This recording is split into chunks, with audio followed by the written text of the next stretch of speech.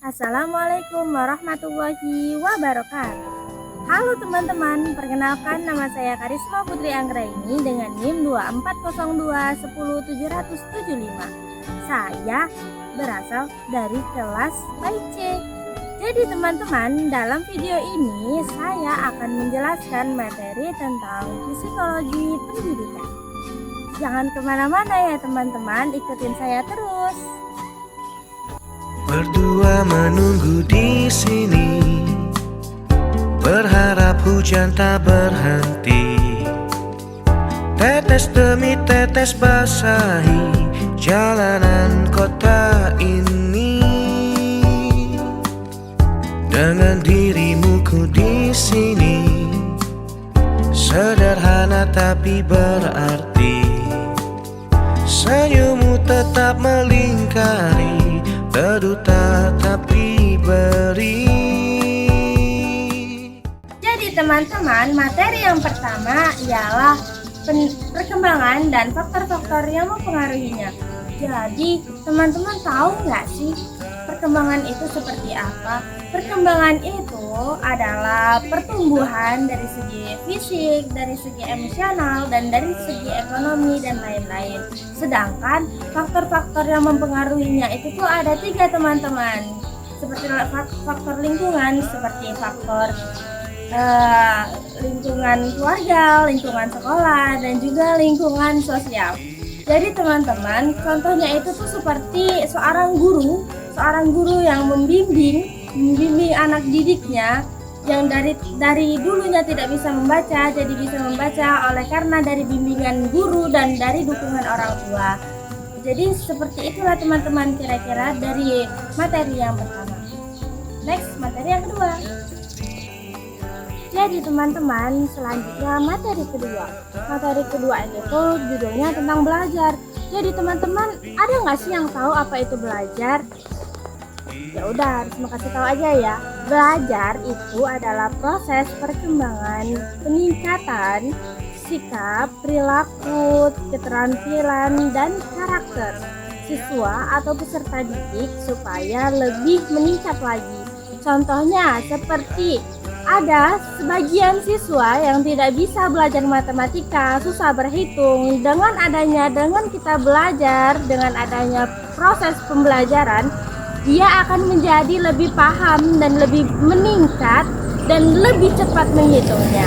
Jadi teman-teman jangan lupa belajar ya, karena belajar itu penting. Yang ketiga, teori pembelajaran. Teman-teman tahu nggak teori pembelajaran itu apa? Teori pembelajaran itu ialah proses pembelajaran selama kita di sekolah. Salah satunya proses yang Risma tahu ialah behavioristik. Apa sih behavioristik itu? Behavioristik ialah proses pembelajaran dengan cara merespon. Contohnya, seorang guru yang memberi apresiasi atau memberi pujian kepada siswanya yang karena mendapatkan nilai yang tinggi itu dapat meningkatkan semangat siswanya tadi agar dia lebih semangat lagi belajar dan mencapai tujuannya.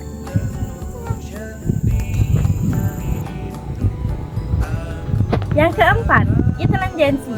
Intelijensi berfungsi untuk memahami pelajaran yang sudah diberikan. Jadi, siswa yang dapat memahami pembelajaran yang diberikan gurunya, dia adalah siswa yang memiliki intelijensi yang bagus. Yang kelima ialah motivasi. Jadi teman-teman, motivasi itu sangat dibutuhkan untuk peserta didik. Karena apa? Motivasi itu atau dorongan dari dalam dan dorongan dari luar, seperti dukungan dari orang tua, dukungan dari seorang guru, dapat membuat siswa lebih semangat mengejar cita-citanya. Karena pasti peserta didik itu memiliki tujuannya untuk menggapai cita-cita dan mendapatkan nilai tinggi dan selebihnya.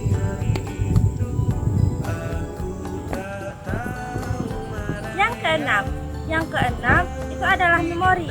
Jadi teman-teman, memori itu bukan hanya ada di HP, tetapi juga memori berfungsi untuk menyimpan pembelajaran yang sudah pernah kita pelajari. Jadi teman-teman, jika adanya memori, siswa dapat lebih mudah menghafal atau mengingat pelajaran yang sudah lewat atau yang sudah dilaluinya dan bisa dia praktekkan ulang di masa depan. Yang ketujuh ialah emosi. Teman-teman, tahu nggak sih kalau misalkan emosi itu dapat mempengaruhi pembelajaran? Iya, betul. Karena dalam perasaan kesal, kita tidak dapat menerima pembelajaran yang diberikan oleh guru itu secara mudah. Karena apa? Karena kita tidak nyaman, tidak ada rasa nyaman kepada pembelajaran tersebut. Lagi dalam keadaan kesal, emosi, susah untuk menerima pembelajaran tersebut. Jadi teman-teman, kalau kita nanti menjadi seorang guru, kita harus bisa mengkontrol emosi kita agar siswa atau peserta didik yang kita ajarkan tidak ikut sikap yang kita lakukan.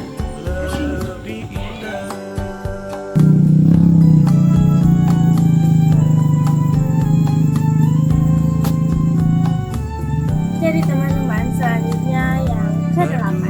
Jadi yang ke-8 itu ialah berpikir. Berpikir sangat diperlukan dalam proses pembelajaran karena berpikir itu digunakan untuk menganalisis dan memahami pelajaran yang dia dapatkan. Jadi teman-teman, berpikir itu kita dapat menganalisis bagaimana pohon bisa tumbuh, bagaimana adanya tanah, bagaimana bisa bergantian antara siang dan malam. Kita dapat menganalisis semua itu dengan adanya berpikir. Jadi teman-teman, jangan lupa berpikir. Yang ke-9 atau yang terakhir ialah perbedaan individual. Jadi teman-teman, perbedaan individual itu sangat penting loh dalam pendidikan. Karena apa? Karena masing-masing peserta didik yang kita ajarkan pembelajaran tidak dapat memahami pembelajaran itu dengan mudah. Karena adanya metode-metodenya tadi. Metode pertama ialah ada sebagian siswa yang dapat mempelajari pembelajaran dengan cara menonton video, ada juga dengan cara melihat gambar, dan ada juga dengan metode ceramah atau metode gerakan. Nah, dari situ siswa kita dapat memahami pembelajaran yang kita berikan dengan mudah.